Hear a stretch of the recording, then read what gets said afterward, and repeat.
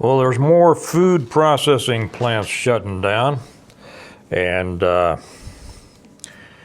wouldn't doubt that either food shortages or real increased prices are on their way. So that's what we're going to talk about. Hello, welcome to Integrative Preparedness. I'm Steve Smith. Going to talk about that because I think this is gonna come hammering at us here pretty soon. Just to remind you before we get started that this and all my videos are brought to you by my books, the Stonemont series. You can get them either through Amazon or you can get them directly from me at our website, stonemont.us. You can also get the Stonemont t-shirts there and soon other things. So we saw that Tyson, we saw the other day that Tyson is shutting down 4 of their plants, laying off 3,000 people. That's the other side of this, okay? And they're going to give you all sorts of reasons why this is going on. But the reasons that they give don't matter. The realities and the effect that it has on people is what matters. So they're shutting down 4 major processing plants, 2 in Missouri, I believe, 1 in Arkansas, 1 in Indiana. Just today I see the headline here that Smithfield Foods, a Chinese-owned company and the largest pork processor in the world, is closing down 35 hog farms in Missouri. That's a lot of hogs. Now, if you live downwind of a hog farm, you're not sorry about that. You're hoping it's the one that is upwind from you. But 35 hog farms. If you know how many hogs are, I'm not an expert, but I've been at them. You know how many hogs are processed at these hog farms. That is going to make a big dent. It's going to have a couple of effects. And again, they're going to give you all sorts of reasons why, and it's all going to be about, well, reorganization and using our resources better and all this. Those reasons are pumped out there by their PR departments, okay? And they are to, assuage the fears of the people. But we've seen what's happening over the last year, 2 years, whatever. We've seen the food processing plants burn and blow up, and we've seen the derailments, and we've seen the fires, and we've seen all this, and now we're getting hit by 2 things. Tyson, that's major, shutting down 4 of their processing plants. That is major. Not to mention the effect it's going to have on local economies, on 3,000 lost jobs. But 35 hog farms just in Missouri by the Chinese-owned Smithfield Foods. Shortages, prices. Okay. Take this seriously now. I stop by. I keep track of what's going on in the grocery stores. Kelly does most of the shopping, but I stop by several times a week at a couple of them.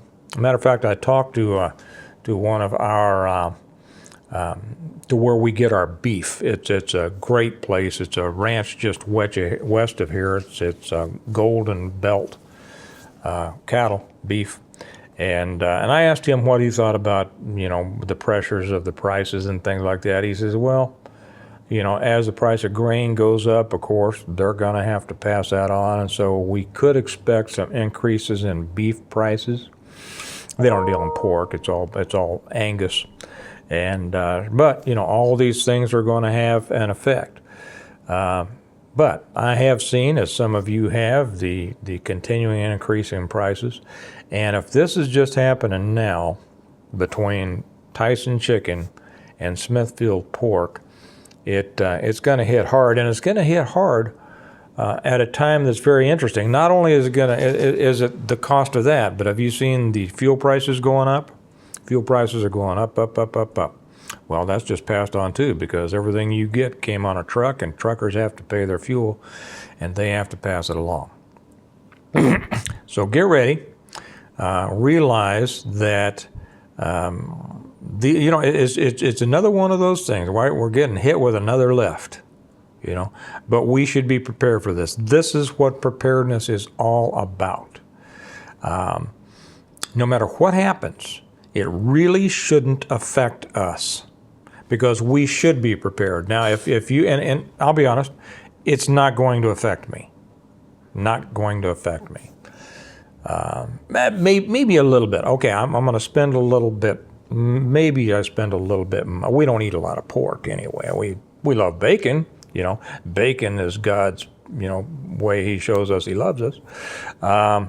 But and I don't mean that in a sacrilegious way, because I know that there are some people who don't eat bacon for religious reasons. So please don't be offended at that. I don't feel that way. So bacon is man candy to me. So it's not going to affect, but it's going to affect a lot of people, and it's going to affect. At a time that we're coming into, we have record utility bills hammering people. We have record fuel, well, not record yet, but increasing fuel prices are killing people. We have a lot of things coming at us in the financial areas that are already hurting people, and this is just the latest thing. So what we do what we always do. If you need to be tightened up in some area, tighten up in that area. You know, protein is one of the most important things out there. And canned ham, Spam, things like this, it's one of the cheapest ways to keep your meat protein long term. So if you need to get some, I'd suggest you get some now, because these the prices are getting ready to be hit and hit hard, I think. So get out there, get it done. If you don't need any, congratulations. You've reached the point to where you ought to be. If you haven't reached that point, keep going at it, keep going, because you're never going to be sorry about money that you've spent to put back food, because the price of food is not going down, and the price of pork and chicken is headed up. So remember that. Remember that we prepare well today in order to live well. By the way, I would ask you, let me know in the comments, what's it looking like in your area? Tell us what area you're in. Have you seen the prices increase in pork or